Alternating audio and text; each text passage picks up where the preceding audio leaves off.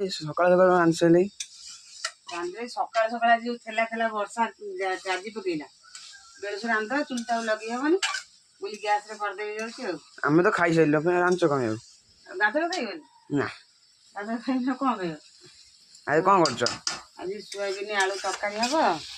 ସଜନା ଛୁଇଁ ଆଳୁ ବାଇଗଣ ସନ୍ତୁଳା କରିବି ଆମ୍ବ ଅଛି ଦହି ଅଛି ଖାଇଦବା ସକାଳୁ ଦେଖୁନ କିনে ମେଘ ହେଇକି ଛାଡ଼ିଲା ଚକାଚକ ଖରା ହେଇକି ଫୁଣ୍ଡେ କଲେ ମେଘ ଗାଜି ଦେଇଗଲା କୋଉଠି ଥିଲା ସକାଳୁ ମେଘ ଗାଜି ଦେଇଗଲା ଭଳି ହେଲା ପୁଣି ଦେଖିଲା ବେଳକୁ ଖରା ପୁରା ଚକଚକିଆ ମାଇଲାଣି ବେଳସୁ ରାନ୍ଧିଲେ ଯିବ ଆଉ କଣ ସେ ଗ୍ୟାସରେ ତ କରିବି ବେଳସୁ କରିଦେଇ ବାସ ପାଇଲେ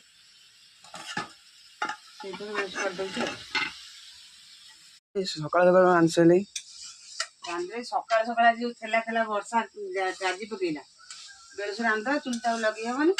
ବୋଲି ଗ୍ୟାସରେ କରିଦେଇ ଯାଉଛି ଆଉ ଆମେ ତ ଖାଇସାରିଲୁ ଫେରେ ରାଞ୍ଚ କଣ ଆଉ ଗାଧର ଖାଇବନି ନା ଗାଧର ଖାଇଲେ କଣ ଖାଇବ ଆଜି କଣ କରୁଛ? ଆଜି ସୋୟାବିନ ଆଳୁ ତରକାରୀ ହବ ସଜନା ଛୁଇଁ ଆଳୁ ବାଇଗଣ ସନ୍ତୁଳା କରିବି ଆମ୍ବ ଅଛି ଦହି ଅଛି ଖାଇଦବା